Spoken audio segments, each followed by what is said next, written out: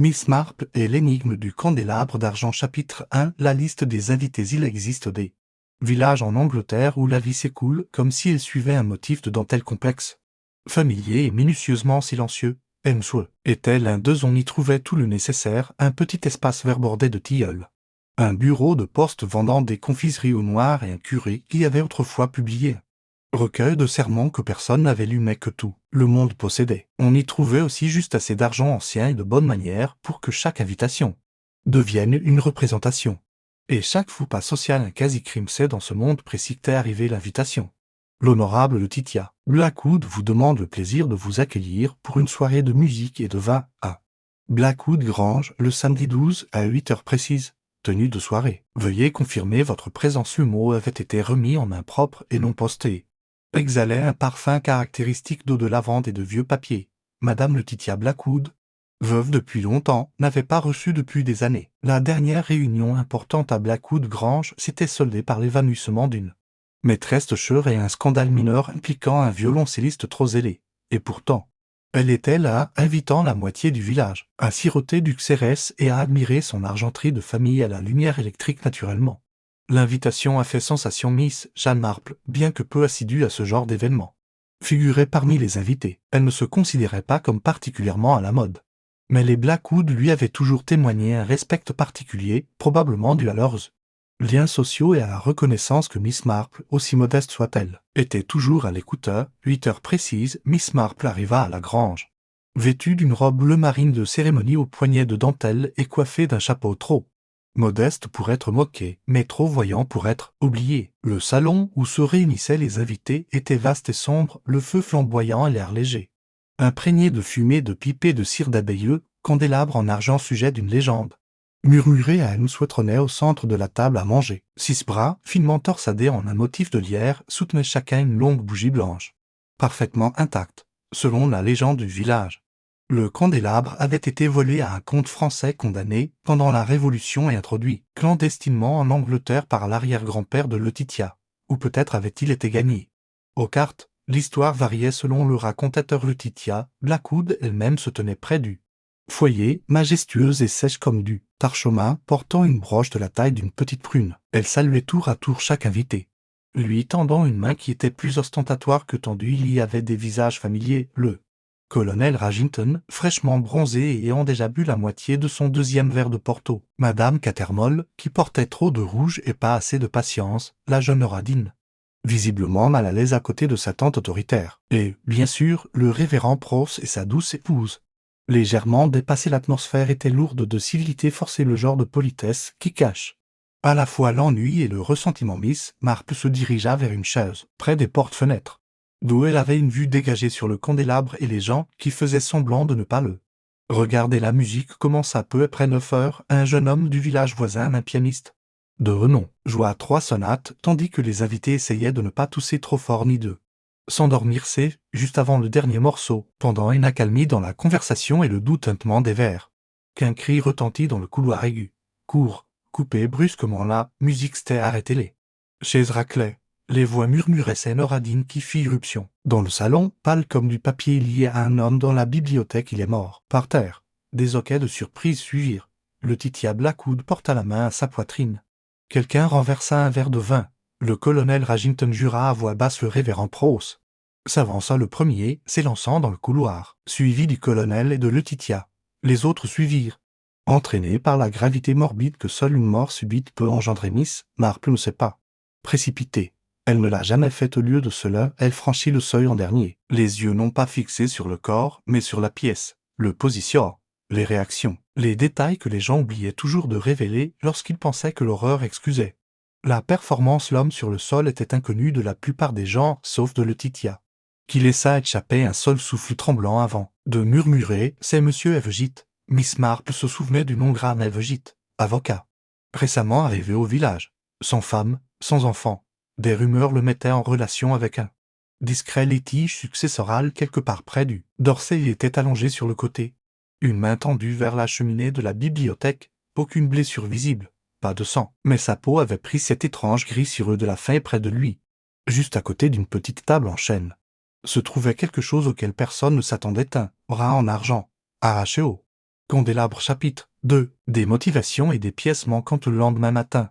Elmsou était réduit au silence comme seul un village anglais peut être après une tragédie. Ces ragots étaient retenus non pas par décorum, mais parce que personne ne savait encore exactement quoi murmurer là, mort de Monsieur Graham Evergit à Blackwood Grange avait pris le village par surprise. Et ce n'était pas seulement la soudaineté de l'événement, c'était le cadre d'une fête, une liste d'invités et, plus curieusement, la méthode, car M. Evergit n'était pas simplement mort, il avait été frappé apparemment. À en croire le gendarme mortellement par le bas en argent massif d'un précieux candélabre. C'était Miss Marple, bien sûr, qu'il avait remarqué en premier non seulement le morceau cassé lui-même, mais son angle sur le tapis. La légère bosse dans le tapis où il avait atterri et la fine trace de sang là où il avait été nettoyé à l'agent de police, jeune mais sérieux, était entré dans la pièce en fanfaronnant 10 minutes après la découverte du corps. Chapeau de travers, carnet à la main. L'agent Rowley n'avait jamais géré que quelques disputes à propos de tomates volées et une dispute fatale à propos de partenaires de bris. Un homme frappé à mort avec de l'argenterie ancienne dépassait ses compétences habituelles. Est-il tombé dessus, avait-il demandé à voix haute en fixant la tige brisée du candélabre, toujours brillante au sommet du buffet. Non, avait dit Miss Marple doucement. Il a été frappé, et pas dans un moment de passion. C'était calme, maîtrisé. Rowley était devenu rouge. Miss Marple n'avait pas dit plus. Mais elle avait assimilé la scène, la traînée de cire inégale là où une bougie s'était renversée. Dans son applique, la page manquante du livre ouvert sur les genoux d'Evegit, la faible odeur d'huile de citron sur la poignée du bras en argent cassé assise à sa fenêtre, sa broderie sur les genoux et le courrier du matin à côté d'elle. Miss Marple regardait Elmsou absorber le choc. Elle imaginait déjà les conversations chez l'épicier, à la pharmacie.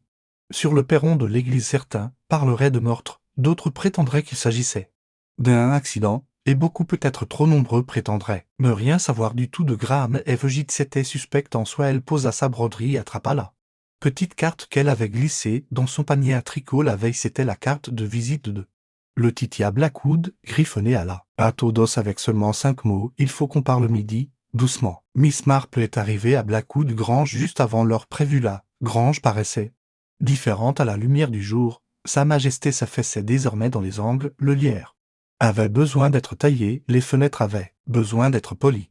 La porte d'entrée grinçait à l'ouverture. Le Titia Blackwood l'a reçu dans un salon qui sentait encore légèrement le chégi et la cire de la veille. Je suppose, dit-elle d'une voix froide comme toujours, que je suis maintenant la femme qui a invité un tueur chez elle. Miss Marple sirota son thé. Seulement si vous croyez que le tueur vient de l'extérieur. Le Titia serait dit, tu penses que c'était l'un des nôtres? Je crois, dit Miss Marple, que Monsieur Evergit est mort dans votre bibliothèque, lors d'une soirée à laquelle il n'avait pas été officiellement invité. Et pourtant personne n'a semblé surpris de le voir là. Le Titia baissa les yeux sur ses mains. Je l'ai invité en privé, a-t-elle admis. Il m'aidait pour une affaire. Quel genre de chose? Le Titia hésita. Ma succession. Mon neveu s'attend à en hériter, mais je n'ai pas encore mis à jour les documents. Et tu reconsidérais la situation? Les lèvres de Le Titia se pincèrent. Je n'avais pas encore décidé, mais je commençais à me demander s'il se souciait plus de la maison que de moi. Miss Marple hocha la tête. C'est souvent le cas. Et vous croyez que M. Evergit vous conseillait de le déshériter? Le Titia détourna le regard. Il a conseillé la discrétion, c'est tout. Miss Marple termina son thé et se leva. Merci. Le Titia. Puis-je vous demander encore une chose? Bien sûr, manquait-il autre chose? À part le morceau de candélabre? Le Titia fronça les sourcils. Je n'ai rien remarqué. Mais vous ne sauriez pas nécessairement si une lettre, par exemple, avait été prise dans la poche de Monsieur Evergit? Non. Mais si c'était le cas, j'imagine que cela expliquerait beaucoup de choses. Alors que Miss Marple sortait au soleil, elle croisa 2 villageoises qui feignaient d'admirer les haies de la grange. Elle acquiesça poliment et poursuivit sa route au moment où elle atteignit le portail de son jardin.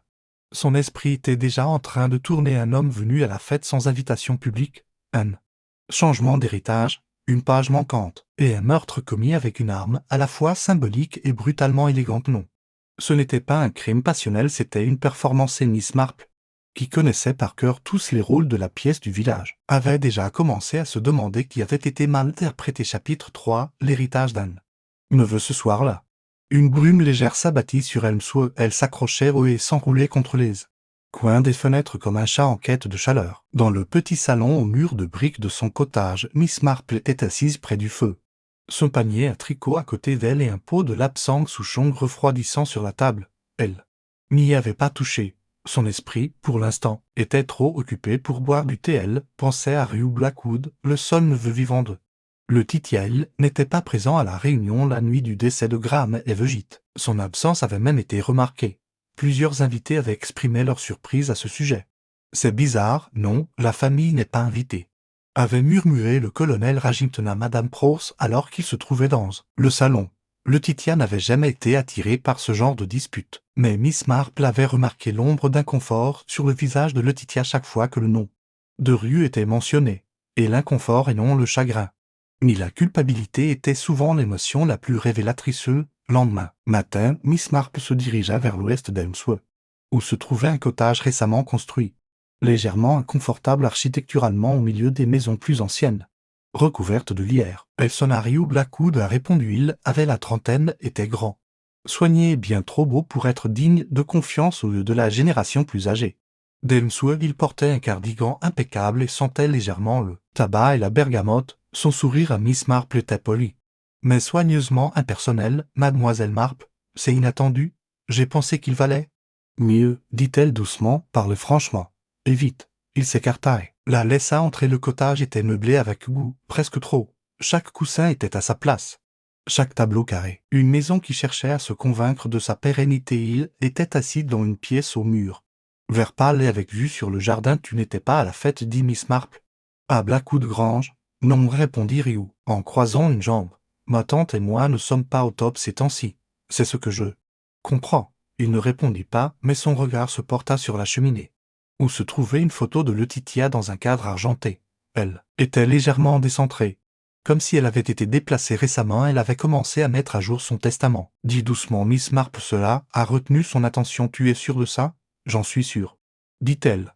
Et Monsieur Evergit était impliqué. Il se leva brusquement et se dirigea vers la fenêtre.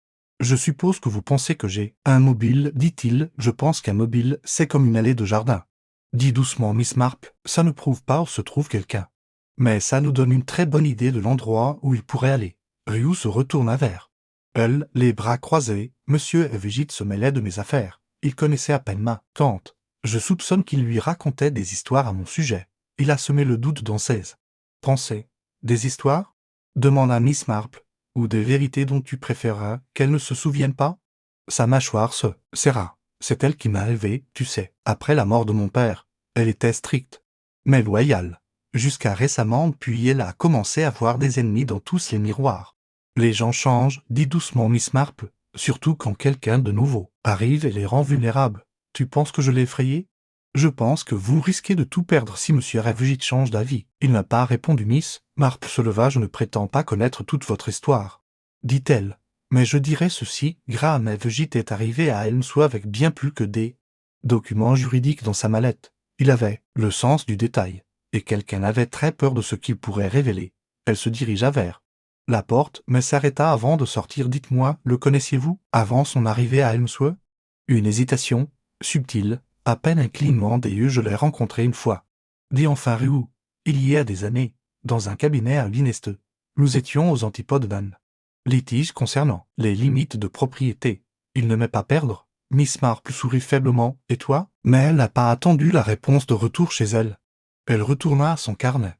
Les pages commençaient déjà à se remplir. Letitia, nerveuse, évasive, pas entièrement surprise. Rue, trop posée, trop polie. Il connaissait Evergit. Avant Evergit, arrivée silencieuse, présence soudaine. Mort rapide, bras d'argent, symbole et arme. Pourquoi cela? Pourquoi alors elle regardait par la fenêtre? Le candélabre n'avait pas simplement été utilisé. Il avait été démonté. Un seul bras avait été arraché proprement, selon le gendarme, comme par quelqu'un qui savait s'y prendre. Miss Marple le savait alors. Ce n'était pas un crime commis sur un coup de tête. Cela avait été mis en scène, avec précision, avec détermination, quelque part à Elmsworth. Quelqu'un qui avait autrefois serré la main d'un avocat attendait maintenant, observait, se demandant s'ils avaient fait assez pour garder la vérité enterrée. Ils ne l'avaient pas fait. Pas avec Miss Marple au village. Chapitre 4, la page qui n'était pas là. Vendredi matin. La fenêtre de la bibliothèque de Blackwood Grange est restée entr'ouverte. Peut-être involontairement, même si Miss Marple doutait que de telles choses se soient jamais produites par accident. À Elmsworth, 9h30. L'agent était de retour à la maison pour recueillir la déposition officielle de Letitia Blackwood. Mademoiselle Marple, qui avait déjà prévu une visite pour lui apporter un pot de confiture de prunes, un fruit qui Clarifie les choses, disait-elle souvent, se retrouva à nouveau invitée à l'intérieur non seulement comme une amie, mais aussi comme une présence apaisante et incitant à la franchise. L'agent Rowley, malgré son jeune âge, avait commencé à comprendre quelque chose chez Miss Marple. Elle n'insistait pas, elle dérangeait. Et les gens, une fois déstabilisés, parlaient. Laetitia paraissait épuisée ce matin-là. Ses cheveux gris, habituellement sévères, étaient légèrement de travers, et sa voix, toujours rauque, avait perdu un peu de son mordant habituel. Je lui ai tout raconté, dit-elle en désignant Rowley d'une main osseuse. Graham est arrivé juste avant 9 heures. Joël attendait plus tôt. Il s'est glissé par l'entrée comme convenu pour que personne ne pose de questions. Rowley leva les yeux de son carnet. Et la conversation, bref, dit Laetitia. Je lui ai demandé de relire le document. Il a mentionné qu'il avait besoin d'une signature. J'ai dit que l'on attendrait lundi. C'est tout. Pas d'argument demanda Miss Marple. Laetitia cligna des yeux. Non. Pourquoi y en aurait-il? Miss Marple remua son thé tiède.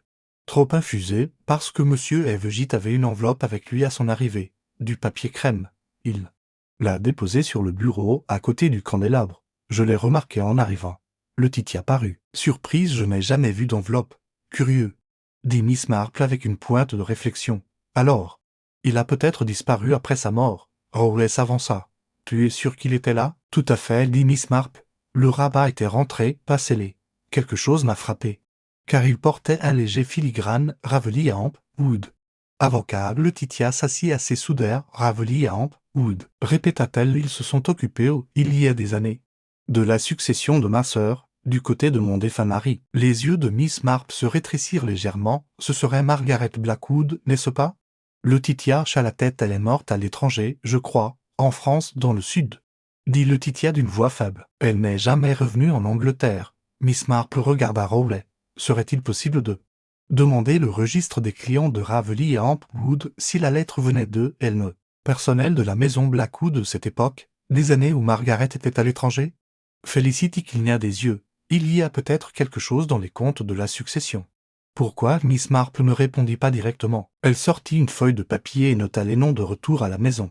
Elle a ressorti la liste des invités de la nuit du meurtre. Laetitia l'avait soigneusement conservée, pliée dans sa boîte d'invitation. C'était là, Madame Ada Grove, gouvernante, ancienne compagnie. Miss Marple ne l'avait remarqué que brièvement ce soir-là. Une femme d'âge mûr, discrète, aux cheveux gris, debout juste au bord du salon, ne se mêlant pas, ne regardant pas les invités, mais observant Laetitia regarder les candélabres. Cet après-midi-là, Miss Marple se promena jusqu'à la grange. Elle prétendit que la visite avait pour but de rendre un livre emprunté. C'est Delia. Bien que Laetitia ne l'ait sûrement jamais lu et fut invitée par une femme de chambre troublée. Conduite au salon, Madame Ada Grove était-elle en train de polir l'argenterie? Laetitia ne l'était pas, Madame Grove, dit doucement Miss Marple. Puis-je vous demander quelque chose de très personnel? Ada marqua une pause, un chiffon à la main. Ça dépend, je suppose. Tu te souviens de ça? Miss Marple lui tendit la photo. L'effet fut immédiat. Ada pâlit, pas blanche, mais d'un beige affreux et maladif. Ses doigts tremblaient. Tu l'as gardé, murmura-t-elle. Je l'ai trouvé, dit doucement Miss Marple, dans les archives. Ada s'assit lentement sur le bord de la chaise, le tissu toujours froissé dans sa main. C'est moi, dit-elle après un silence. Je suis Cordelia. Miss Marple hocha la tête. Margaret m'a laissé d'âne. Est-ce un couvent après être tombé malade? Il n'y avait plus d'argent. Julien est mort de fièvre.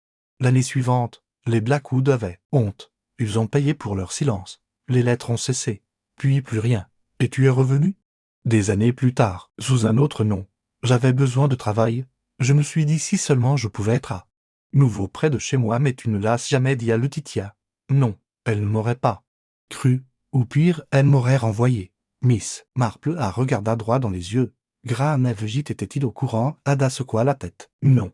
Mais je me doutais qu'il était proche, qu'il avait trouvé quelque chose. La voix de Miss Marple était douce. Et donc, quand il a apporté la lettre ce soir-là, quand il s'est glissé dans la bibliothèque avec Laetitia, vous l'avez suivi, n'est-ce pas? Je voulais juste voir ce qu'il y avait dans l'enveloppe, dit Ada rapidement.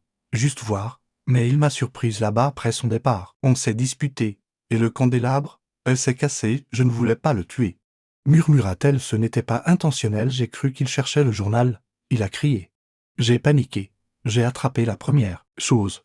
Je n'ai même pas réalisé ce que j'avais fait jusqu'à ce que je voie le sang. Silence. Miss Marple laissa retomber la poussière sur une étagère inutilisée. Pourquoi n'as-tu pas couru? Ada baissa les yeux. Parce que c'était aussi chez moi. même si personne ne me l'a jamais dit, ce soir-là. Miss Marple rentra chez elle sous un ciel rose meurtri que l'agent Rowley, elle, n'a donné aucun nom. Elle lui a juste demandé de venir discrètement le lendemain matin dans son salon. Le feu était faible et le thé était. Forel ouvrit son carnet et traça un dernier trait sous la liste des noms. Puis elle écrivit un candélabre. Un héritage et une femme qui est rentrée chez elle sans jamais avoir été vue. Certains meurtres ne sont pas motivés par la haine, d'autres sont motivés par un sentiment d'appartenance en dessous. Dans un script de clôture soigné, affaire résolue chapitre 7, Cendre et argent. Answe n'a pas souvent parlé du meurtre après le changement de saison, non pas que les villageois aient oublié. Loin de là, mais parce que l'histoire s'était installée comme une pierre tombée dans l'eau profonde. Les remous s'estompèrent.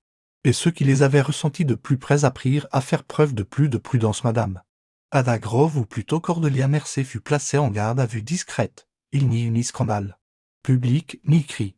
Mademoiselle Marple veilla à ce que tout soit clair. L'agent Rowley, qui avait sensiblement vieilli au fil de l'affaire, l'escorta jusqu'au magistrat avec une douceur qui le surprit lui-même. L'enquête a conclu à un homicide involontaire. Sa peine a été suspendue. Le juge, un homme réputé pour son absence de sentimentalité et de douceur, a fait remarquer qu'une vie enfouie dans le silence peut parfois donner naissance à un désespoir. Ada Cordelia a été libérée à condition de ne jamais revenir à Blackwood Grange. Elle ne l'a pas fait. Mais elle est restée en Angleterre. Miss Marple apprit, par le partenaire de bruit du cousin de sa nièce, que Cordelia avait trouvé un poste dans un hospice en bord de mer, dans le Dorset. Elle s'occupe des rosiers, dit-on.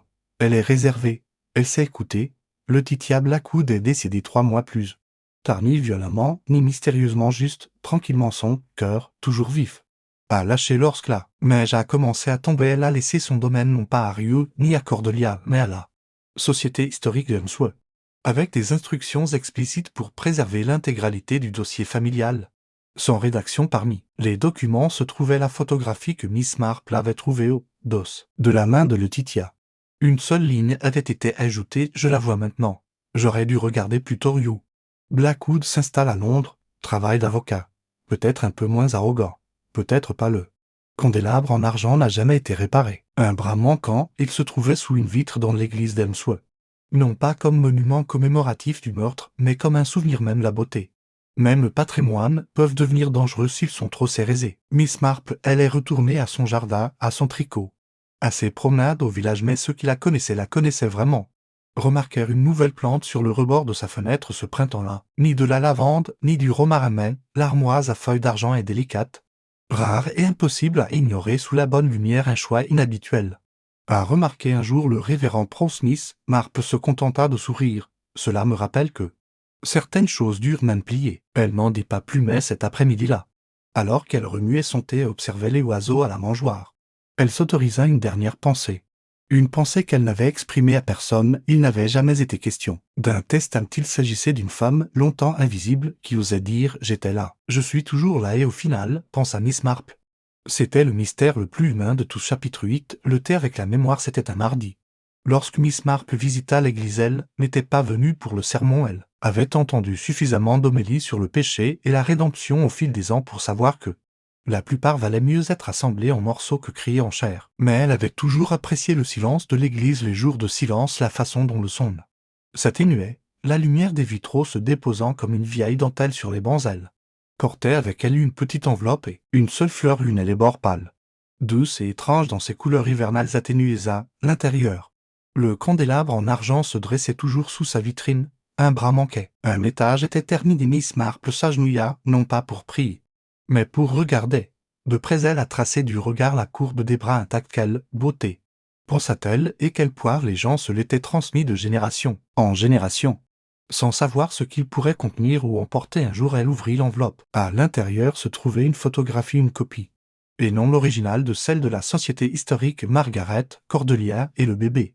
Figée dans une saison plus heureuse, elle l'a glissée sous la base du verre, non caché, mais non annoncé non plus, que ceux qui ont regardé attentivement le trouvent laissé poser des questions qu'ils se souviennent dehors. La cloche sonnait le rang. S'élevant dans l'air frais, elle aperçut le jeune Avgide, le facteur, marchant bras dessus bras dessous avec une fille de l'épicerie. Ils rirent, tournèrent au coin de la rue et disparurent là. Vie continue, pensa-t-elle. Non pas en oubliant, mais en continuant tranquillement. Elle rentra chez elle, posa la bouilloire sur la cuisinière et disposa ses aiguilles à tricoter exactement comme il se Et quand le thé fut prêt, elle en versa une seule tasse puis, elle plaça une autre tasse en face d'elle. Vide. Mais pas invisible. Chapitre 9, une lettre sans timbre. Une semaine après sa visite à l'église, Miss Marple a reçu par la poste une enveloppe simple et non marquée, pas de timbre, pas d'adresse de retour, juste son nom.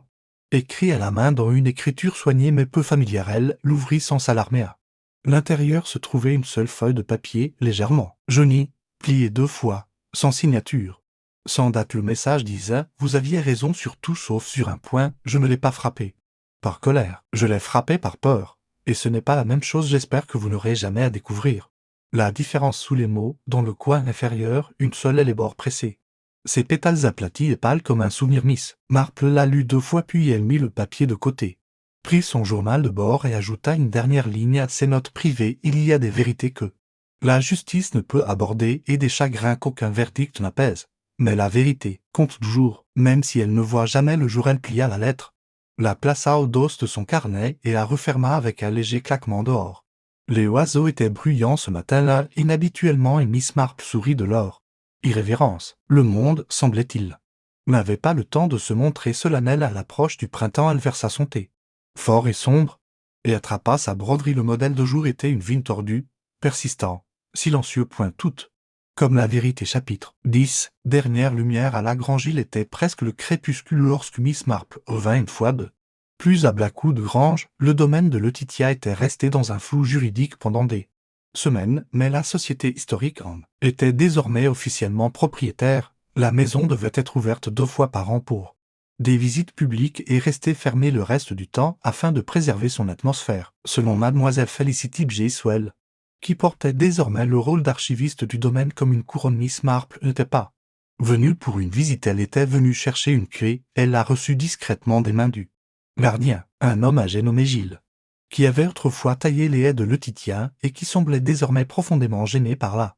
grandeur d'être gardien d'un manoir. « Rien que pour vous, mademoiselle, » murmura-t-il en lui plaçant la clé en fer dans la main. La maison était froide, mais pas cruelle. Miss Marple traversa le salon, le petit salon, le couloir, d'un pas assuré, les pensées lointaines. Elle s'arrêta devant la porte de la bibliothèque. À l'intérieur, le foyer était vide, mais une légère odeur de fumée de bois persistait. Un souvenir, pas une présence. Elle s'assit sur la même chaise où Letitia avait autrefois reçu ses invités, là où Cordelia avait autrefois travaillé. En silence, là où Graham Evergett se tenait autrefois, tenant un papier qui ne changerait jamais vraiment quoi que ce soit. Miss Marple regarda la vitrine, près de la fenêtre où reposait désormais le candélabre brisé, poli mais intact. Son bras manquant ne serait jamais remplacé. Le conservateur avait insisté pour qu'il reste au téléphone qu'elle, une blessure historique, préservait. Elle se leva, se dirigea vers le bureau et ouvrit le tiroir du milieu. À l'intérieur, il n'y avait que de la poussière et un carré plié de papier violet. Elle l'a ouvert. Une liste invitée connue ce soir-là. Letitia Evergett, Graham Grove, Ageragington Colera, accent aigu V. M.O.R. Adinayu. Absent Catermologis. Miss Marple a reconnu sa propre écriture. Elle avait fait la liste le lendemain du meurtre. Sous les noms se trouvait une dernière ligne qu'elle avait oublié d'écrire. L'argent est mou. La mémoire est plus molle encore. Qui a plié le premier? Elle sourit faiblement, puis plia le papier, le remit en place et ferma le tiroir. Certaines histoires, pensa-t-elle, sont mieux gardées à moitié closes, non pas cachées, mais réglées, comme un livre doucement refermé avant que le dernier mot ne soit prononcé à voix haute. Alors qu'elle quittait la grange et fermait la porte derrière elle, le soleil disparaissait derrière la cime des arbres. Les fenêtres de verre doré un instant, puis s'assombrirent au moment où elle atteignit la ruelle. La clé semblait légère dans la poche de son manteau, comme quelque chose dont on n'a plus besoin. Chapitre 11, les silencieux. Il avait plu doucement pendant la nuit à Helmsworth, le genre de pluie qui polissait les pierres et faisait briller les haies. Le lendemain matin, le village s'éveilla au son des pétales humides et des pas adoucis, avec la sensation, faible mais réelle, que quelque chose avait été lavé. Miss Marple était assise dans son salon, lisant un petit livre sur les herbes anglaises et leur usage populaire. Mais elle ne lisait pas vraiment. Elle pensait à Cordelia Mercer, qui avait été surnommée Ada Grove pendant la majeure partie de sa vie d'adulte, vivant dans la même maison qui aurait dû être la sienne de droite, pliant le linge, préparant les plateaux, polissant l'argenterie même qui avait été utilisée pour Tunis à Marpe. Elle ne croyait pas aux photos, mais elle croyait que les maisons se souvenaient, que les chaises s'affaissaient différemment sous certains chagrins, que les couloirs murmuraient de vieilles disputes, même après la mort de ceux qui les avaient. Cria la sonnette a retenti juste avant 10 heures lorsque Miss Marple l'ouvrit.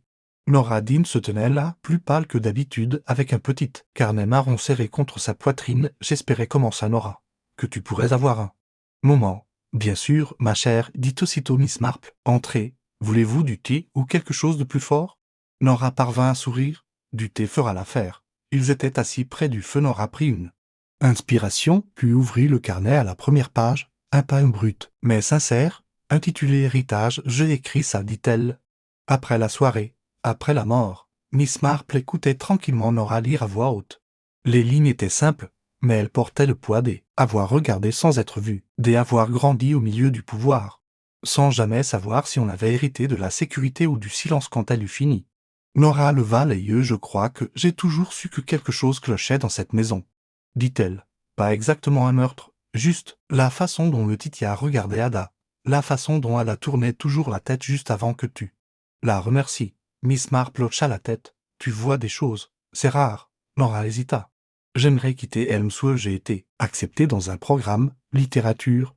À Cambridge, le cœur de Miss Marple s'est soulevé subtilement. Mais vraiment tu dois partir, dit-elle. Le monde a besoin de gens qui observent avec bienveillance. Nora sourit. Je ne savais pas si c'était mal.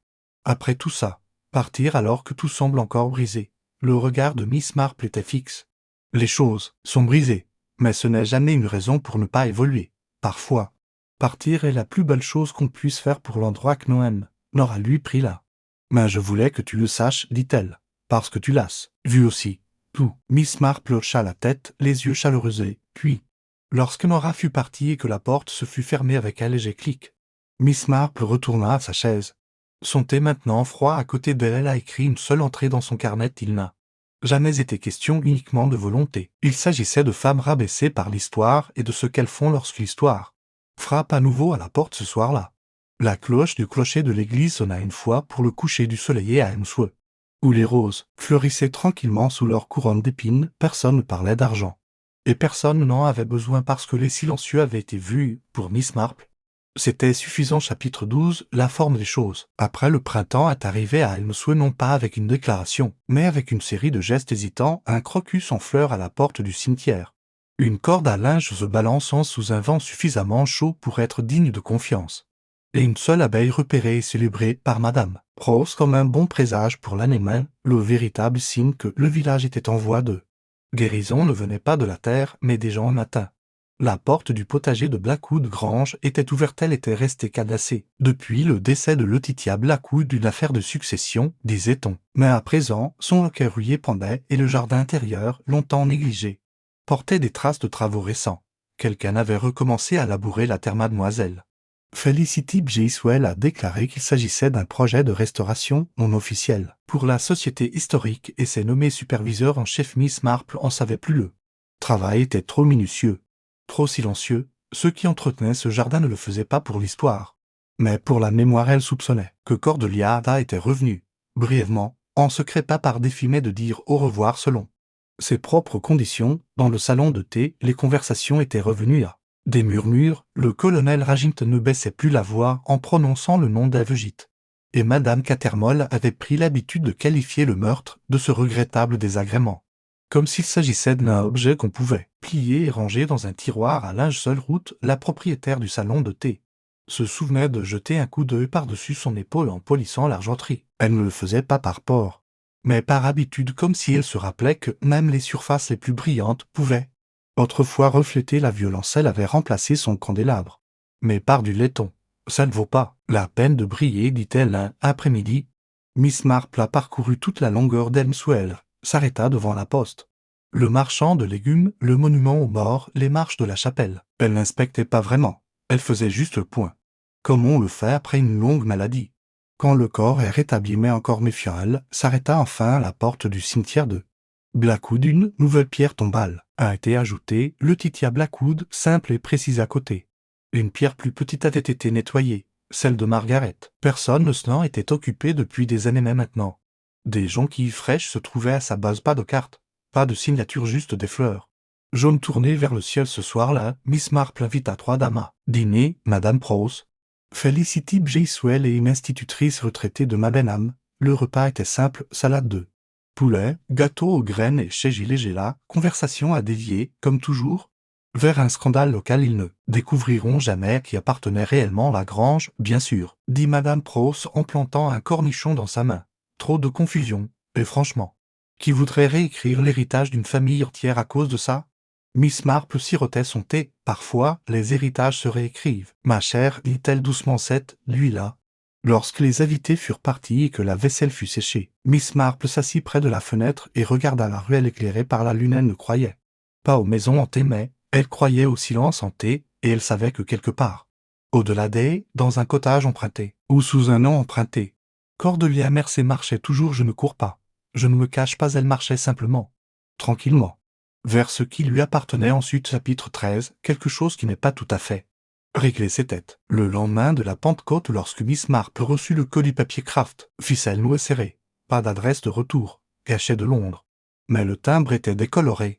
Elle posa son tricot et apporta le paquet sur la petite table près de la fenêtre, là où la lumière était idéale pour observer Armsworth.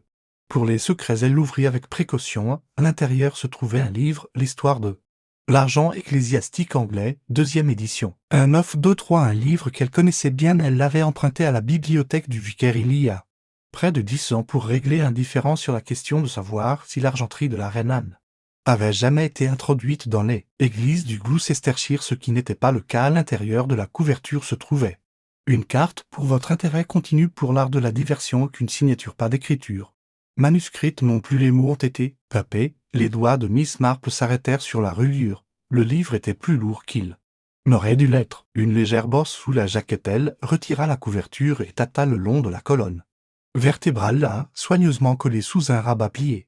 Se trouvait une seule photographie, délavée granuleuse. Un homme à un bureau. Elle regarda attentivement. C'était Graham Evegite, mais plus jeune, debout dans un bureau à côté d'un autre homme. Plus grand, large d'épaules, tourné seulement en partie vers la caméra. Elle examina la mâchoire, la naissance des cheveux. Puis elle se leva et alla à son étagère, sortant un vieux bulletin du village datant d'il y a 5 ans, du type imprimé sur du papier épais et rempli des habituelles mises à jour sur les ventes de charité et les prix de la rue Barba. La page 7, un profil de rue Blackwood, photographié à l'extérieur d'un palais de justice du comté après avoir remporté un procès impliquant un terrain contesté. Même mâchoire, même forme d'oreille, le même stylo dans la poche, mais ce n'était pas étiqueté rue. L'homme à côté d'Evegite avait été légendé il y a longtemps à l'encre délavée. Simon Devreux, avocat associé du cabinet. Miss Marple se rassit sur sa chaise. Simon Devreux, pas rue, mais la ressemblance était frappante. Pas vraiment frère.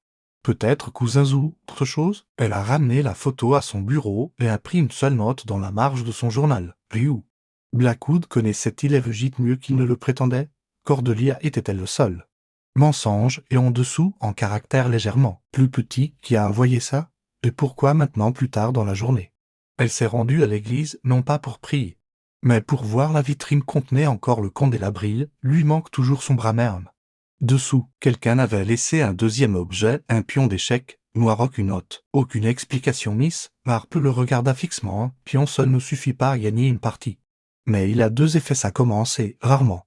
Si vous ne regardez pas, cela devient autre chose. Chapitre 14, le pion qui n'appartenait pas. Miss Marple revint de l'église avec un malaise familier qui la serrait jusqu'aux côtes, non pas de la peur, mais de la reconnaissance. Quelque chose avait changé. Elle posa le pion noir sur sa table à écrire, entre le sucrier et ses lunettes, et le regarda comme on pourrait étudier une araignée rampant le long du rebord de la fenêtre.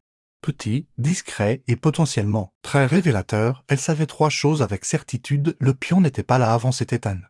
Mais ça, cela ne venait pas de Cordelia Mercey. Non, Cordelia, si elle regardait encore de quelque part, avait joué son rôle et s'était éloignée du tableau. Ce mouvement était celui de quelqu'un d'autre. Cet après-midi-là, elle se rendit à la bibliothèque du village, soi-disant pour rendre un recueil de qui qu'elle n'avait pas encore terminé. À l'intérieur, la salle de lecture était à moitié vide. Seules 2 personnes étaient assises dans les fauteuils. À haut dossier, Laura Dean, griffonnant dans un cahier à couverture souple, et M. Fonwick, qui avait l'air d'un homme qui lisait des gileuses judiciaires dans l'espoir qu'il ressemble à sa propre vie. Derrière le bureau se trouvait Mademoiselle Tansel, bibliothécaire et passionnée d'échecs. Mademoiselle Marple s'approcha d'elle pour lui poser une question. Avez-vous déjà organisé un club d'échecs ici, Mademoiselle Tansel? Oh oui, dit Mademoiselle Tansel, le visage radieux. Le mercredi, mais pas depuis l'année dernière. Nous avons perdu 3 membres du groupe de Brigg et M. Langford est parti. M. Langford? Miss Marple pencha la tête. Avait-il un lien de parenté avec l'avocat de feu Laetitia Blackwood? Istancel lui lança un regard perçant, curieux, pas méfiant. Son avocat: non, non. Je ne crois pas. Mais Monsieur Langford a exercé à Londres, un homme discret, grand, terrible en fin de partie. Miss Marple sourit faiblement. A-t-il déjà mentionné un certain Simon Devreux? Tancel cligna des yeux. Eh bien, oui, il a prononcé ce nom un jour en passant, je m'en souviens, parce qu'il a corrigé mon orthographe. Il a dit que Devreux était l'avocat le plus intelligent qui soit. Celui qui ne respecte jamais les limites. Miss Marple la remercia, quitta la bibliothèque et marcha lentement maintenant jusqu'au portail de son jardin. Elle était assise sur son banc. Le pion noir dans la poche de son manteau. Elle comprenait désormais, Graham Evergit n'était pas simplement venu à Elmswood avec la nouvelle d'un testament. Il était arrivé avec une histoire, et quelqu'un au village, quelqu'un qui le connaissait non pas sous le nom d'Evergit, mais comme un rival ou une menace, l'avait reconnu, et c'est ce qui l'a fait tuer ses Cordelia, qui a frappé. Mais elle n'a peut-être pas été la première à planifier ce soir-là, alors que le ciel s'assombrissait et que le thé refroidissait. Miss Marple ouvrit le tiroir de son bureau et en sortit une lettre qu'elle n'avait jamais envoyée. Une lettre qu'elle avait rédigée au bureau du coroner, se demandant pourquoi l'identité de Graham Evergit n'avait pas été confirmée plus rigoureusement. Elle avait écrit, puis elle avait hésité. Maintenant, elle a écrit une deuxième version, celle-ci. Bella Saléo, registraire des archives, bureau juridique du Grand Londres, demande dossier d'emploi complet de Simon Devreux, alias Graham Evergit, possible fraude ou changement de nom. Date, année 1920. Objectif, clarification pour l'enquête en cours sur le village. Elle ne l'a pas signé Jeanne Marple, elle l'a signé Paratien, concerné, et se leva, baissa la lampe et regarda une fois de plus le pion. Un jeu que l'on croyait terminé recommençait. Mais cette fois, elle n'attendrait pas que le prochain morceau tombe. Cette fois, c'était elle qui agirait en premier. Chapitre 15, le nom sous le nom. 3 matins plus tard, Miss Marple reçut une réponse discrète. L'enveloppe était fine et mise par le gouvernement et affranchie du modeste sceau du bureau des avocats du Grand Londres. Elle l'ouvrit à sa table de petit déjeuner. À côté de l'œuf à la coque et du tic-tac discret de l'horloge du rôle, la lettre était brève. Objet: Evergit, Graham. Aucun avocat de ce nom n'a été enregistré de 1920 à aujourd'hui. Toutefois, le dossier ci-joint correspond à l'historique d'emploi d'écrit Devreux. Simon a exercé 1923-1937 cabinet, Lockham et Amp, Devreux, plus tard Ravelli et Amp. Wood associé uniquement radié du barreau 1900. Cause, détournement présumé de fonds successoraux. Aucune accusation formelle. Statut actuel, présumé décédé 1942. Miss Marple plia lentement la lettre. Présumé décédé, mais il était bien vivant, ici même à Elmswood, sous un nouveau nom, gérant la succession de Laetitia Blackwood. Et si le pion d'échec signifiait ce qu'elle soupçonnait, essayant une dernière fois de réécrire la fin de sa propre histoire, elle prit le pion sur sa table à écrire et le posa sur le plateau du petit déjeuner à côté du cocotier. Un mort est revenu, murmura-t-elle, et pas pour la rédemption, mais pour la vengeance. Elle s'était payée pour la ville à l'épicerie du village d'Elmswood. Elle prit des timbres, 2 enveloppes et un pot de confiture de gingembre. La fille de l'épicier mentionna que les jumeaux profs avaient été encore surpris en train de voler de la mélasse. Et mademoiselle Marple plaignit le bruit de la bouche. Mais elle pensait déjà à Ravelli et Amp, Wood, le cabinet d'avocat de Nabenham qui avait autrefois employé Graham Evergit, et elle le savait maintenant. Simon Devreux a pris le bus tôt et est arrivé juste après 11 heures à l'intérieur du bâtiment. Poussiéreux, la réceptionniste était vive mais courtoise. Ravelli est mort, dit la jeune fille, et Monsieur Wood est dans le devant maintenant. On fait surtout du droit immobilier ces temps-ci. Miss Marple lui adressa son plus beau sourire bienveillant. J'espérais parler à quelqu'un d'un ancien avocat. Simon Devreux. La jeune fille fronça les sourcils, puis jeta un coup d'œil vers le bureau. Vous aurez besoin de Monsieur Farnham. M. Farnham était plus âgé qu'elle ne l'aurait cru. Il avait à peine 70 ans, les cheveux blancs peignés avec des filles. Des lunettes à une chaîne. Simon Devreux, répéta-t-il. On n'a plus entendu parler de lui depuis des années. Parce qu'il a changé de nom, répondit calmement Miss Marple. Il s'appelle Graham Evergit. Farnham la fixa un instant, puis rit. Non pas par moquerie, mais par étant ma parole, dit-il. Vous avez résolu quelque chose que je n'aurais jamais osé dire à voix haute. Eustace et Simon. Elle était brillant, d'une froideur absolue, le genre d'homme qui se souvenait de votre pointure et de l'anniversaire de votre femme, sans jamais vous en demander. Il fut radié du barreau pour ce que l'on appelait une inconvenance. Mais c'était plus que ça. Il exploitait le chagrin, il trompait les veuves, modifiait les testaments, soufflait du poison à ceux qui refusaient d'affronter la vérité. Après 1937, il disparut. Nous pensions tous qu'il était parti en France. ou pire les yeux de Miss Marple se plissèrent. Et maintenant? Farnham expira. Je suppose que quelqu'un l'a trouvé en premier. De retour à Helmsworth. La lumière de fin d'après-midi se teintait d'or sur les toits de chaume. Miss Marple rentra chez elle, rangea la confiture de gingembre dans le placard et sortit son carnet. Elle a tracé une nouvelle ligne sur la dernière page et a écrit « Simon Devreux est devenu Graham Evegite pour survivre mais… » Quelqu'un l'a reconnu, quelqu'un qui ne voulait pas survivre, quelqu'un qui voulait le silencer en dessous.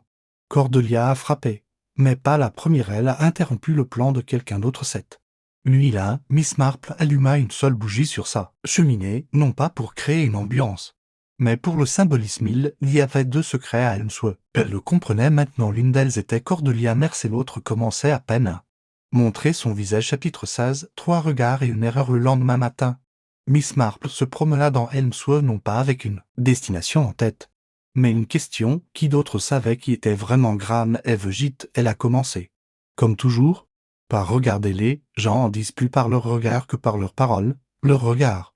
Lorsqu'on prononce un nom, la seconde trop qui marque avant de répondre, la façon dont ils serrent leurs doigts autour d'une tasse de thé au moment même où une question paraît banale. Miss Marple avait appris cela depuis longtemps, non pas dans les livres, mais dans les cercles de couture, dans les bons, dans les salons après les funérailles. Quand tout le monde en a trop dit ou pas assez, elle se rendit donc d'abord au presbytère. Le révérend Pross était sorti, mais Madame Pross était à la maison, portant son cardigan habituel vert aujourd'hui, avec des boutons trop grands et époussetant l'étagère de photos encadrée au-dessus du piano. « Cher Graham, dit-elle à la mention de son nom, quelle fin tragique, même si je suppose que ces choses-là se payèrent. » Aisante toujours sous d'étranges déguisements, Miss Marple sirota son thé. Il a déjà parlé. D'anciens collègues de Londres, peut-être. Madame Pross marqua une pause d'une demi-seconde de trop. Non, non. Pas à moi. Pourquoi posez-vous cette question? Juste par curiosité, je me demandais si quelqu'un ici l'avait déjà reconnu. Cette pause a nouveau puis, trop vite, je suis sûr que personne ne l'a fait. Miss Marple fit un léger NMM, mais ne dit rien de plus. Son prochain arrêt fut le colonel Ragington, qui vivait à 2 portes du bureau de poste. Avait toujours prétendu détester les ragots tout en connaissant chaque détail des affaires de chaque année. Un trappait alors qu'il était en train d'arracher les mauvaises herbes de son allée. « Mademoiselle Marple, dit-il en se levant avec un grognement, vous venez m'accuser de meurtre, vous aussi? Pas aujourd'hui, dit-elle doucement. Ils parlèrent du printemps, du dernier sermon du pasteur et du prochain match de cricket contre Madenham. Puis elle demanda, comme si elle se souvenait, n'avez-vous pas servi brièvement dans le corps judiciaire, colonel? Au début des années 30, il cligna des yeux. Je l'ai fait. Pourquoi? Il était une fois un notaire, Simon Devreux. Il travaillait près du ministère. Je me demande si vous vous êtes croisés. L'expression de Ragington ne changea pas, mais sa main serrait la truelle. Je connaissais son nom. C'était un peu un serpent, non? Finalement radié du barreau, dit Miss Marple. Bon débarras, marmonna Ragington. Mais pas oublié? Demanda-t-elle doucement. Il la regarda un instant. Non, pas oublié. Elle le quitta alors, regardant les mauvaises herbes qu'il avait arrachées, mais maintenant en quelque sorte moins importante. Mais c'est Nora Dean qui a commis l'erreur. Miss Marple la trouva près de la librairie, une pile de recueils de poésie à la main et un crayon à l'oreille. Elle paraissait pleine d'espoir, occupée, plus brillante qu'elle ne l'avait été depuis des semaines. Ils se saluèrent et Miss Marple marcha à ses côtés. J'ai consulté de vieux documents, dit Miss Marple d'un ton léger. Il retrace la carrière d'un certain monsieur Evegite. Votre avocat? Demanda Nora, qui grimaça aussitôt. Miss Marple pencha la tête. Le mien, non. Ma chère, je ne l'ai jamais employé. Je voulais dire celle de Laetitia, répondit rapidement Nora. Bien sûr, mais sa voix avait changé. Miss Marple sourit gentiment. Tu sais qu'il n'était pas vraiment Evegite. Son vrai nom était Simon Devreux. Le savais-tu? Les yeux de Nora s'écarquillèrent, mais seulement pendant une seconde, puis vint le vide. Pratiqué. Je n'en avais aucune idée. Ce qui était, bien sûr, un mensonge, pas un gros mais une révélation. Ce soir-là, Miss Marple était assise près de son foyer, ses notes soigneusement rangées. 3 non. Madame Pross effrayée, mais indirect. Le colonel Ragington a reconnu VRDT mais n'a rien dit. Nora Dean en savait bien plus qu'elle ne le prétendait. Puis elle a entouré un 4e nom, un sujet qui n'était pas encore au centre de l'attention mais qui semblait désormais central. La dernière affaire londonienne de Simon Devreux. Qui était ce qui a tout perdu? Parce que Miss Marple commençait à soupçonner que Elkanah Helmsworth n'était pas seulement lié au passé d'Evegite ont été en partie la raison pour laquelle il a changé de nom. Chapitre 17. Le client perdu. Le lendemain matin, le brouillard s'installa, ce doux brouillard blanc comme qui calmait les oiseaux et rendait Même les portails de jardins familiers étranges. Miss Marple s'en réjouit. Le brouillard, pensait-elle, était une excellente humeur pour clarifier les choses. On n'en dit plus lorsqu'on se sent caché. Elle passa la première heure de sa journée à écrire à une vieille amie, elle-même avocate. Aujourd'hui semi-retraitée à Oxford, elle s'appelait Myriam Gladstone et avait un jour qualifié Simon Devreux de brillant échec moral. La lettre de Miss Marple était courte. Très chère Myriam, Simon Devreux avait-il un dernier client important avant de disparaître? Un scandale impliquant des testament ou des litiges immobiliers, notamment avec des conséquences sociales. Je soupçonne que son passé l'a suivi jusqu'ici. Ah, même si personne ne l'admet encore. Comme toujours, je fais plus confiance à votre mémoire qu'aux archives nationales, avec mes salutations chaleureuses et de la confiture de Sinorodon. En réserve bien à toi, Jeanne, mais elle l'a envoyé par l'intermédiaire d'Alfred, qui était désormais habitué à distribuer des lettres marquées discrètement et sans précipitation, mais mieux vaut tôt que tard. Puis elle se dirigea vers le presbytère. Madame Prose ouvrit la porte, nerveuse comme toujours. Miss Marple, nous n'attendions pas de visiteurs. Aucun problème, répondit mademoiselle Marple. Je me demandais simplement si je pouvais emprunter les registres de mariage paroissiaux des années 1930. C'était une pure curiosité, madame Prose. Qu'il y a des yeux, des actes de mariage? J'essaie de me souvenir d'un couple en particulier. Je crois que le marié avait affaire à un notaire nommé Devreux. Madame Prose hésita. Non pas à cause de la demande, mais à cause du nom. Je pensais qu'il était mort, dit-elle. Oui, dit Miss Marple, mais les conséquences de certains hommes perdurent longtemps après eux. Au bout d'un moment, Madame Prose sortit le volume relié d'un placard. Attention, dit-elle, le papier est cassant. Miss Marple a trouvé ce dont elle avait besoin en 15 minutes. Mars 1935. Mariage, Renji. Algernon Catermol avec Lilian. Mais Devreux. Le nom a fait l'effet d'une cloche. Lilian Devreux a tourné quelques pages en arrière-acte de naissance. Lilian mais Devreux, fille de Simon A. Devreux, avocat. Miss Marple resta assise, très immobile cet après-midi-là. Miss Marple visita la maison la plus agressivement taillée d'Elmsford. Madame Catermol, l'œil vif, la langue acérée, toujours présente là où des secrets étaient servis, ouvrit elle-même la porte. Mademoiselle Marple, dit-elle d'un ton forcé, j'espère que vous ne courez plus après des fantômes. Pas de fantômes, ma chère, dit Miss Marple d'un ton léger, mais je tiens à m'assurer que les morts soient bien compris. Les doigts de Madame Catermol se resserrèrent sur le cadre de la porte. Je me souvenais justement d'un avocat nommé Simon Devreux, dit Mademoiselle Marple. Vous le connaissiez peut-être mieux que quiconque. Silence. Puis, je n'ai rien à dire sur cet homme. La voix de Miss Marple s'adoucit. Votre mari a perdu un héritage considérable, n'est-ce pas? Après la radiation de Simon, les narines de Madame Catermol se dilatèrent. Il nous a ruinés. Les terres de mon père ont disparu. Les promesses de retour ont disparu. Et il a disparu. Nous n'avons même pas eu l'occasion de le confronter. Mon Renji n'a plus jamais été le même. Je suis désolé, dit doucement Miss Marple. Je ne le suis pas, rétorqua Madame Catermol. Pas maintenant, car quoi qu'il lui soit arrivé ici, il le méritait. Cette nuit-là, Miss Marple était assise avec sa réponse de Myriam Gladstone, qui était arrivée avec une rapidité admirable. Le dernier client répertorié avant la radiation de Simon Devreux, Henri A. Catermol, plainte déposée pour abus de confiance. L'affaire a été abandonnée suite à la disparition de documents clés. Miss Marple a ajouté une dernière ligne à son carnet. Catermol a tout perdu. Mais Madame Catermol n'a jamais oublié l'homme qui l'a pris. Elle a entouré un mot, vengeance, puis elle en souligna un autre, pion, parce que maintenant elle a vu Cordelia n'avait pas tué Evegite. Pour elle-même, elle avait interrompu un plan, mais quelqu'un d'autre avait placé la première pièce sur l'échiquier, et Miss Marple venait de trouver le vrai joueur. Chapitre 18. Un piège silencieux. Le lendemain matin, Miss Marple fit quelque chose qu'elle faisait rarement. Elle a fait une visite officielle, sans prétexte, ni pot de confiture emprunté, ni livre rendu. Elle arriva sur le pas de la porte de la maison de Madame Catermol, entourée de lierre. Juste après 10 heures, gantée, sereine et, surtout, ne portant rien d'autre que son sac à main et son silence. Madame Catermol ouvrit la porte avec le regard méfiant de quelqu'un qui sentait une deuxième chaussure pendre au-dessus de Miss Marple. C'est inattendu, en effet, répondit Miss Marple. Puis-je entrer? Il y eut un silence, puis, je suppose, le salon était stérile et immaculé, napperon blanc, porcelaine fine et vernis citronné subtil. Un plateau de thé avait déjà été préparé, mais aucun autre invité n'était présent. Se sont assis. Miss Marple ne buvait pas de gorgée de thé. J'ai pensé que cela pourrait nous faire gagner un peu de temps à tous les deux, commença-t-elle. L'homme que nous connaissions sous le nom de Graham Evegite était, en réalité, Simon Devreux, votre ancien beau-père. Madame Catermol ne bougea pas. Je sais qu'il a ruiné votre famille, poursuivit Miss Marple. Je sais aussi que vous l'avez reconnu ici à Elmsworth. alors que personne d'autre ne l'avait fait. Je crois que c'était intentionnel, pourtant. Madame Cattermole ne dit rien, je sais aussi, dit doucement Miss Marple, que vous avez trouvé le moyen de vous lier d'amitié avec la gouvernante de Letitia Blackwood. Ada Grove, vous avez partagé du thé, des conversations à voix basse, des griefs mutuels. Les yeux de Madame Cattermole clignèrent. Tu n'as pas tué Evegite, dit Miss Marple, mais tu as fait en sorte que quelqu'un d'autre eut une longue pause puis, pour la première fois, depuis qu'ils se connaissent, Madame Cattermole sourit, ce n'était pas un sourire cruel. Pas vraiment, tu as toujours été intelligente, Jeanne, dit-elle doucement, mais je ne lui ai pas donné d'armes. Tu sais, je lui ai juste dit qu'il était. Miss Marple inclina la tête, sachant exactement ce que cela pourrait provoquer. Le sourire de Madame Cattermole s'estompa. Il n'a pas seulement ruiné nos finances, il a fait sentir mon mari petit et impuissant.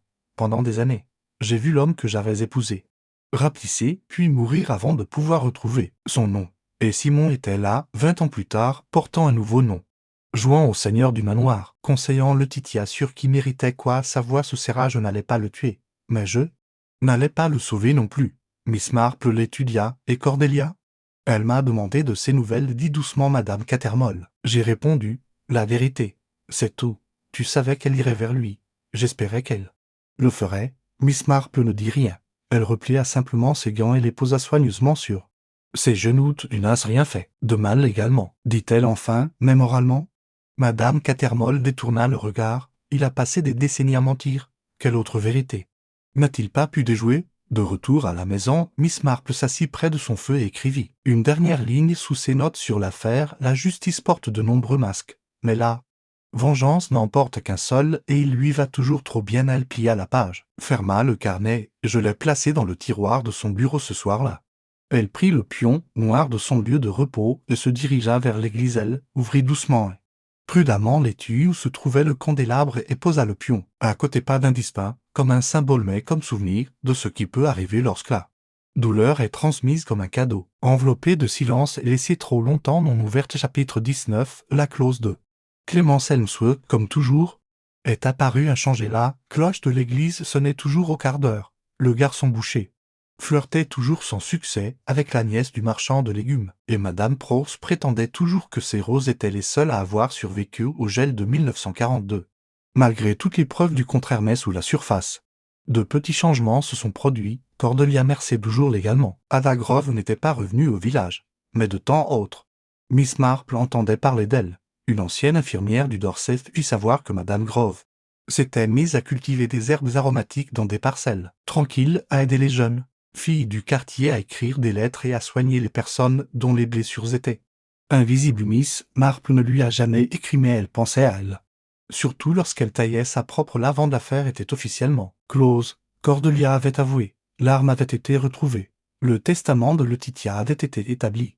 Aucune charge n'avait été retenue contre Madame Cattermole, et elle ne le serait pas. Après tout, dire la vérité n'était pas un crime, même si vous le dites en sachant exactement comment quelqu'un l'utilisera. Mais tout le monde à Helmsworth n'a pas dormi profondément. Nora, Dean, pour sa part, est devenue plus silencieuse, non pas par culpabilité, mais par compréhension. Elle savait désormais pleinement ce que signifiait vivre dans une histoire écrite par quelqu'un d'autre. Miss Marple prenait le thé avec elle une fois par semaine. Elle parlait rarement du passé. Au lieu de cela, il se lisait à voix haute. Des cassons Blake, un peu de Tennyson, des poètes qui ont compris que toutes les batailles ne laissent pas de traces. Certaines ne laissent que des échos. Un jeudi après-midi, Miss Marple était assise à son bureau et ouvrit une nouvelle feuille de papier. Elle a intitulé simplement réflexion privée à ne pas envoyer. Elle a écrit Graham Evegite. Mais Simon Devreux était un homme au charme considérable et au moral modeste. Ses crimes étaient légaux, sans violence.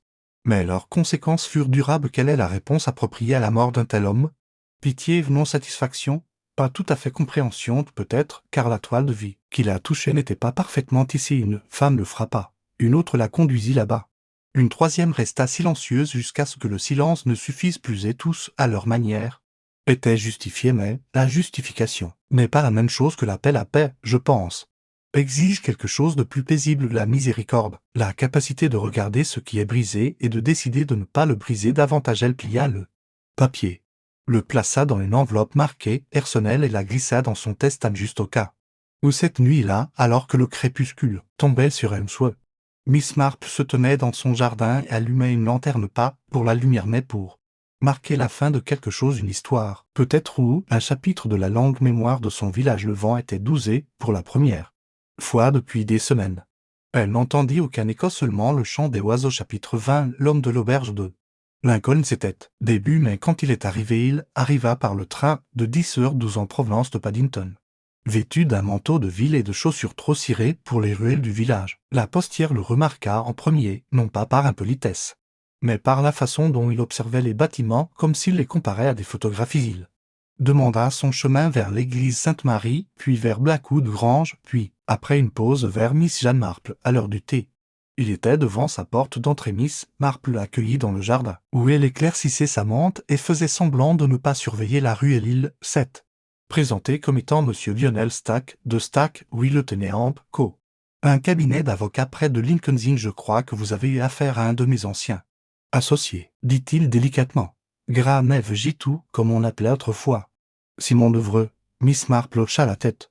Oui, il est mort dans des circonstances plutôt compliquées. Stack inclina la tête. Je m'en doutais. Elle versait du thé. Faible, mais bien infusé. Il accepta une tasse avec une gratitude discrète et une grâce lasse qui suggérait que son travail ici n'était pas entièrement professionnel. Je ne veux pas créer de problème, dit-il après une gorgée, mais j'ai mis de l'ordre dans quelques affaires, dossiers personnels, correspondances, et quelque chose est apparu qui, selon moi, devait être partagé. Quelque chose que Simon a laissé derrière lui. Une enveloppe scellée marquée à ouvrir uniquement en cas de décès. Miss Marple haussa un sourcil. Et vous avez choisi d'honorer cette consigne? Je n'y étais pas enclin. Jusqu'à ce que je reçoive une lettre d'une source anonyme, de ce village. Courte, 2 lignes, il est mort, elle me soit justice rendue. Miss Marple me dit. Rien. Stack a sorti l'enveloppe, couleur crème, sans particularité. Elle n'y a pas encore touché, je l'ai lu. A-t-il poursuivi. Ce n'était pas une confession. Pas vraiment. Mais c'était troublant.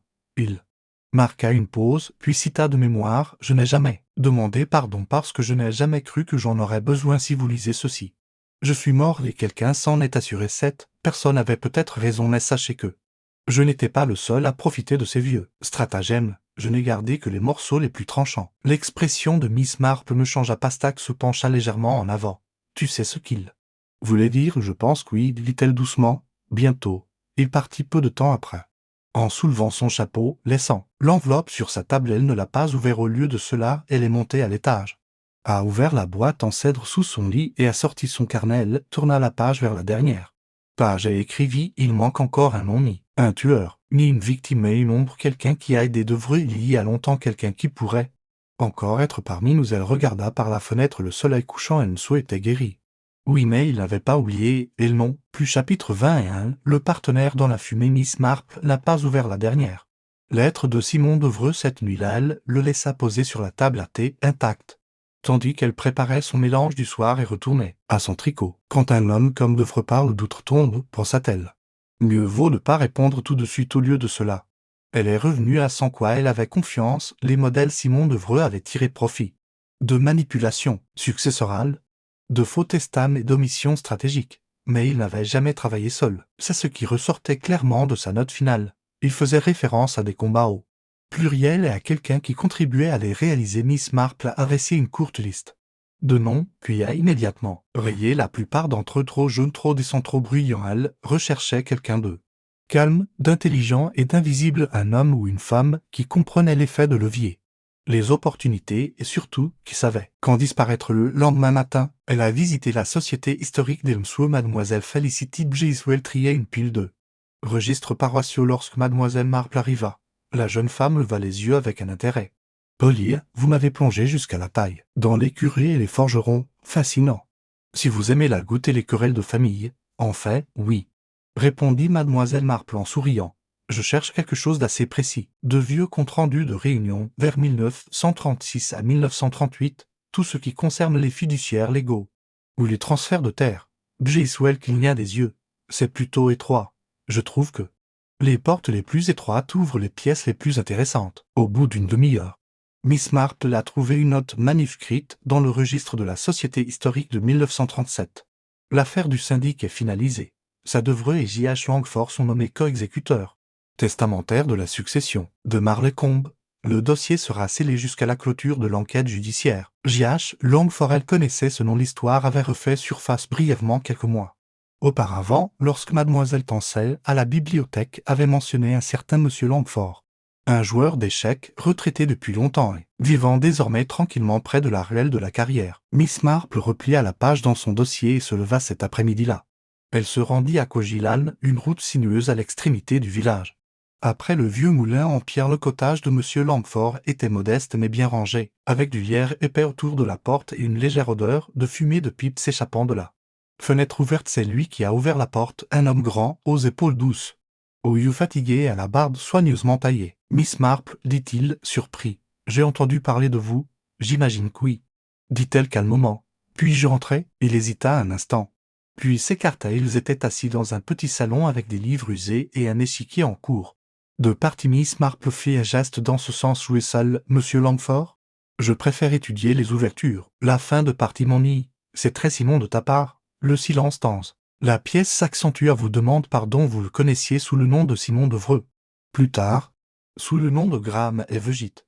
Le visage de Langford ne changea pas, mais sa voix baissa d'un ton. Vous avez fait vos recherches. Miss Marple l'observa. Il vous a fait confiance autrefois. Vous l'avez aidé à disparaître. Vous l'avez aidé à couvrir ses pertes. Vous avez profité de ce que vous n'aviez pas déclaré. Je n'en ai jamais profité. Tu es resté silencieux. Les mains de Langford se croisèrent. Le silence n'est pas toujours synonyme de culpabilité.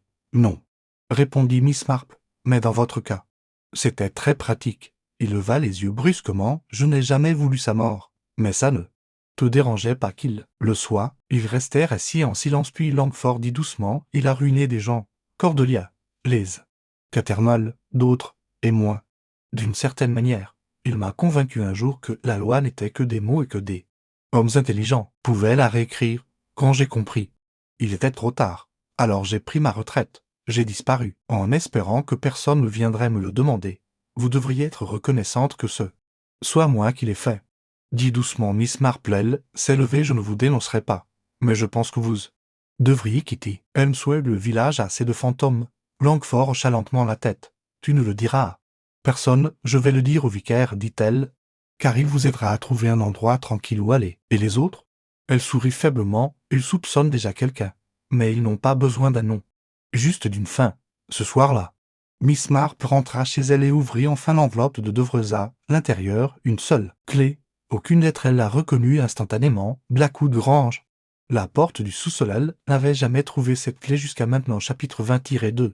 Ce qui a été enterré. Blackwood Grange était calme ce matin-là, humide, légèrement frais, et empli de ce silence si particulier qui règne dans les lieux anciens, ce genre de silence qui n'hésite pas à être perturbé, car il sait qu'il reviendra toujours. Miss Marple arriva juste après le lever du soleil, habillée simplement, une clé dans la poche sous son manteau et une démarche déterminée. Elle entra par la porte latérale, celle que Cordelia avait utilisée autrefois lorsqu'elle n'était qu'Ada.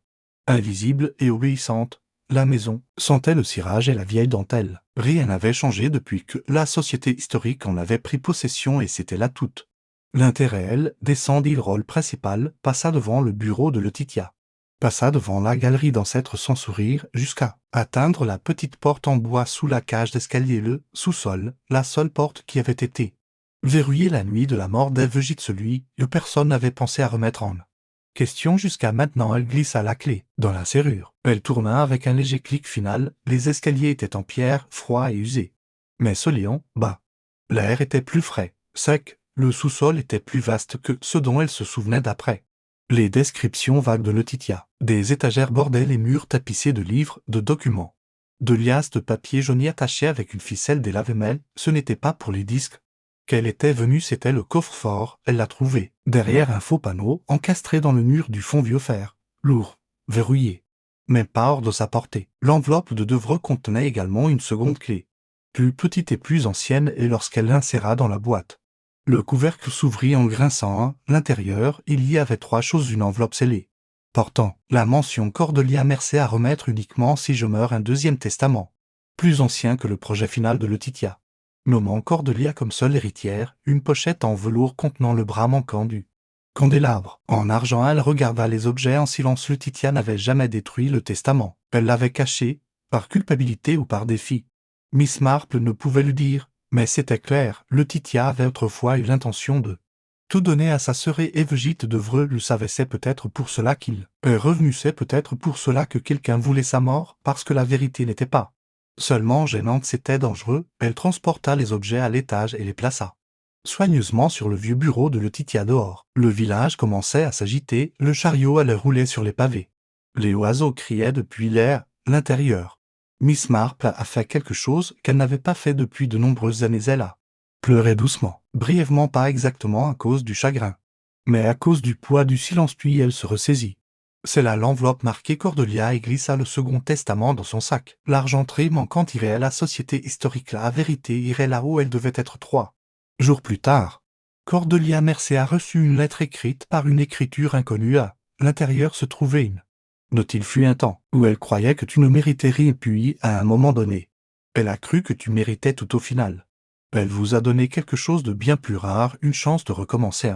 Dessous, il y avait un acte à Blackwood Grange, signé et attesté. Cordelia a lu la lettre une fois, puis elle le plia, le pressa contre sa poitrine et pleura, non pas pour ce qu'elle avait perdu, mais pour ce qui s'était finalement calmé. De retour à Elmswood, Miss Marple passa devant le salon de thé tandis que le dernier soleil printanier tombait à travers ses fenêtres aux rideaux de dentelle. L'intérieur, Nora Dean lisait à haute voix à une jeune fille aux chaussures fatiguées et aux yeux trop vieux pour son âge de la poésie.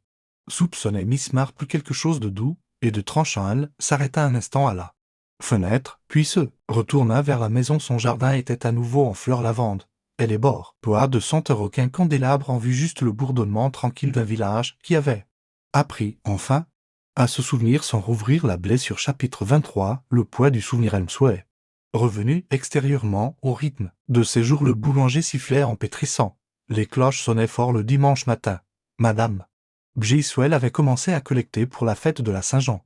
Et le colonel Ragington déclara qu'il était grand temps de se concentrer sur la confiture et le cricket plutôt que sur les cadavres et les confessions. Mais la mémoire, la vraie mémoire, ne persistait pas dans les dates ou les gros titres, mais dans les douces pauses de la vie quotidienne. Cordelia Mercé n'est jamais revenue à Blackwood Grange. Au lieu de cela, elle en a fait don la maison entière et son terrain à la Société historique d'Elmswood, à condition qu'elle soit préservée non pas comme un monument à la richesse, mais comme un lieu où l'on se souvient de vie tranquille. Une plaque bleue a été installée dans la roseraie à la mémoire de ceux qui ont vécu invisibles et ceux qui ont refusé de détourner le regard. Miss Marple n'a pas assisté à l'inauguration. Elle est restée à la maison ce matin-là, taillant ses pois de senteur, regardant les ombres se déplacer le long de sa clôture. Une lettre est arrivée en milieu de matinée, adressée dans une écriture soignée mais inconnue. Elle a immédiatement reconnu l'adresse de retour.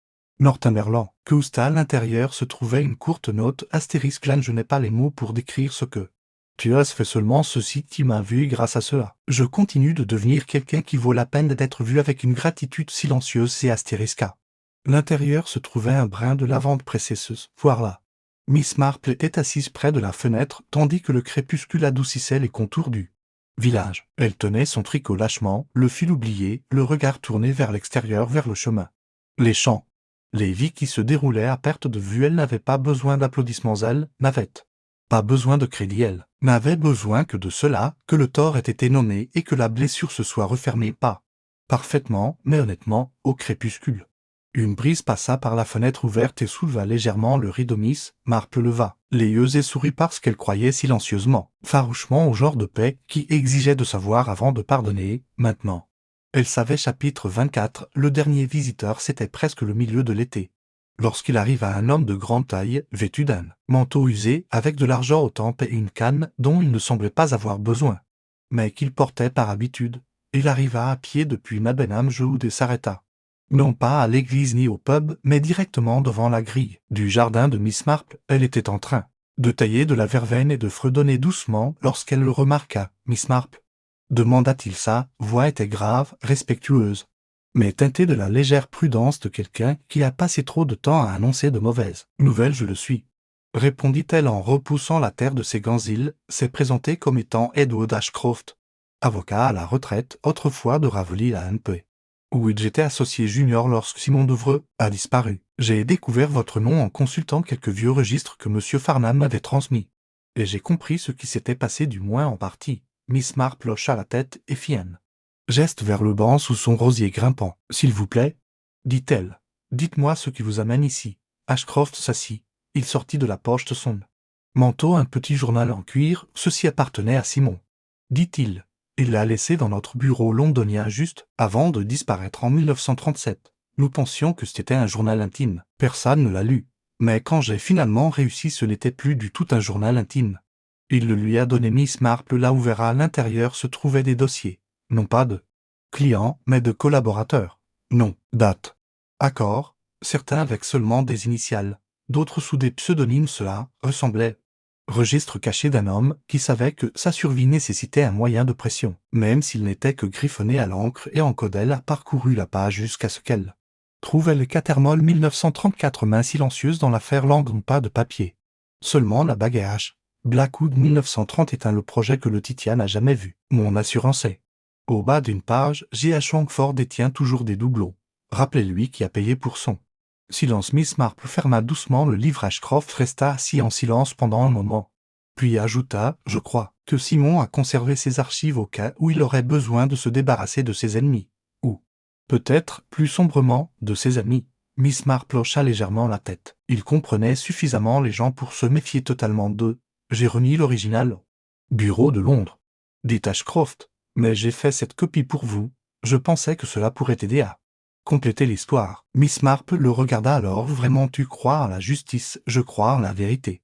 Miss Marple, qu'elle soit révélée au tribunal ou dans une conversation, elle sourit faiblement. Alors, nous croyons la même chose. Ashcroft se leva.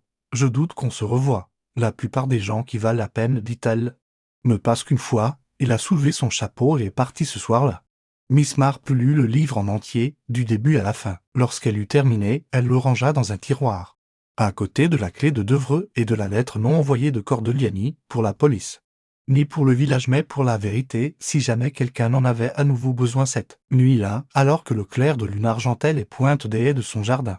Elle ouvrit sa fenêtre et écouta le silence. Cela ne ressemblait plus au silence, c'était comme une conclusion. Chapitre 25. La lumière qui restait un an plus tard, jour pour jour.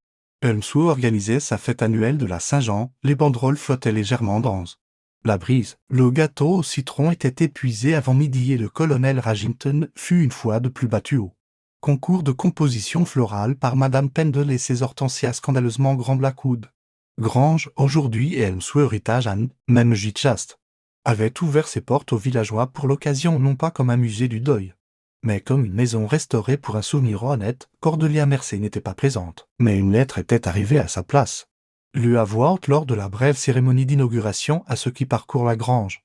Maintenant, j'espère que vous ressentez la paix.